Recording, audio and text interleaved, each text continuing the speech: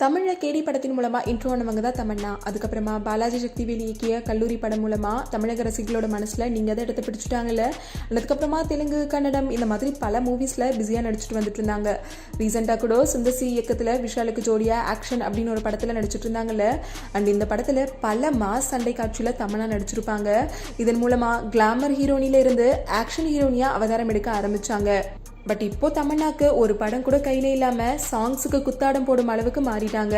இந்த சிச்சுவேஷன்ல சினிமாவை தாண்டி இப்போ வெப் சீரிஸ் பக்கமும் அவங்களோட கவனத்தை திருப்பி இருக்காங்க. இதுவரை 2 பீஸ் நீச்சல் உடை அப்படின்னாலே தள்ளி நிற்கும் தமன்னா இப்போ ஃபர்ஸ்ட் டைமா வெப் சீரிஸ் ஒன்னுல 2 பீஸ் நீச்சல் உடையில நடிக்க சம்மதம் தெரிவிச்சிருக்காங்களாம். வழக்கம் போல என்னங்க, வெப் சீரிஸ்க்கு போனா சென்சார் பிரச்சனை கிடையாது அப்படின்றதுனால கவர்ச்சியில புகுந்து விளையாட இருக்காங்க அப்படின்னும், இதுக்காக இவங்களுக்கு கோடிகள்ல சம்பளம் பேசப்பட்டிருக்கு அப்படின்னு சொல்லிட்டு இருக்காங்க.